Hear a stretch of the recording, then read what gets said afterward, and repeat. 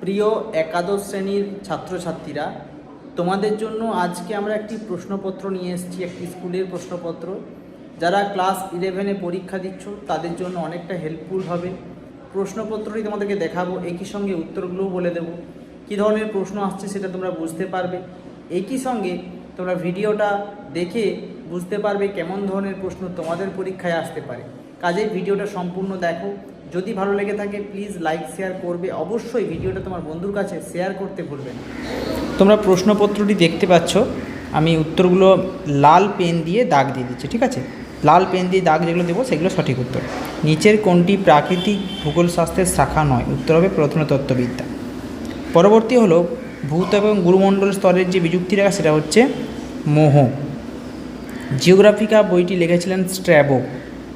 মার্শালি scale যে বিপর্যয়ের সঙ্গে সম্পর্কিত ভূমিকম্প।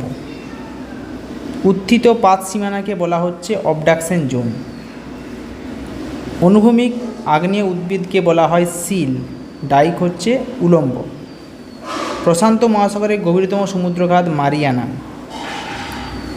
আয়রন, সালফাইড এবং জৈব পদার্থ সমৃদ্ধ অবক্ষেপ হচ্ছে লাল। সমুদ্র জলের যে পরিমাণ দ্রবীভূত লবণ পাওয়া যায় সোডিয়াম ক্লোরাইড। পৃথিবীর বৃহত্তম জীবভূমি জীবমণ্ডল। ঘাস, গঙ্গা ফড়িং, ব্যাঙ, সাপ, বাজপাখি। এটা হচ্ছে শিকারী খাদ্য শৃঙ্খল। কোন প্রজাতি জিনগতভাবে আলাদা হলে তাকে বলা হয় ecocline. World resource and industry Zimmermann. একটি রুদ্ধ প্রবাহমান সম্পদ অক্সিজেন। রডোডেন্ড্রন হচ্ছে সরলবর্গীয়। অস্ট্রেলিয়ার নাতিজন্য তৃণভূমি হচ্ছে ডাউন্স। ডেমার্সেল মাছের উদাহরণ হলো কড।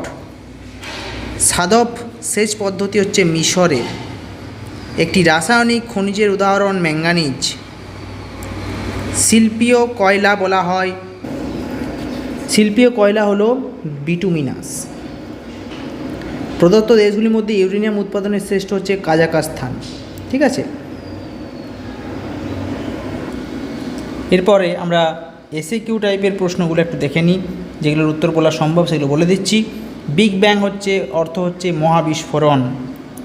পৃথিবীর গুরুমণ্ডলের প্রধান উপাদান হচ্ছে সিলিকন, ম্যাগনেসিয়াম। সঞ্চরণশীল পাতের প্রতিসারী চলনের পরে সৃষ্ট ভূমিরূপ ভঙ্গিল পর্বত। সঞ্চরণশীল পাতের প্রতিসারী চলনের ফলে সৃষ্ট ভূমিরূপ মধ্য সামুদ্রিক শৈলশিরা। এছাড়াও অশ্বমণ্ডল, সমানত ভাঁজ, তপ্তবিন্দু, আয়াম। খুব সহজ প্রশ্ন। আলবার্টস মালভূমি হচ্ছে প্রশান্ত মহাসাগর। কোন সমুদ্র স্রোতের প্রভাবে অস্ট্রেলিয়ার পূর্বপূর্ব উষ্ণতা বৃদ্ধি পায়? সেটা হচ্ছে পূর্ব অস্ট্রেলীয় স্রোতের প্রভাবে। জীবন রেখা, বায়োমাস, 10% সূত্র, বিরল সম্পদ, আন্তর্জাতিক সম্পদ, ঠিক আছে? কৃষি, বনসৃজন। খুব সহজ প্রশ্ন।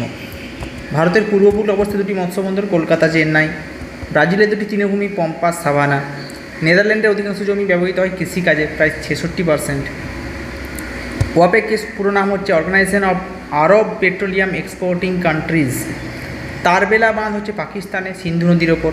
তামার দুটি আকরিক চালকোসাইট এবং মেলাকাইট। জৈব শক্তির উৎসগুলো জানো, গোবর গ্যাস, মলমূত্র, লতাপাতা, এগুলো।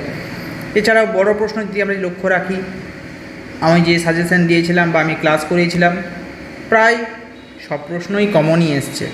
যেখানে আমরা সমুদ্রকে বিস্তার তত্ত্বের ব্যাখ্যা, এটা আমরা ইচ্ছা করেই করাইনি, প্রতিবিধান তল পড়িয়েছিলাম।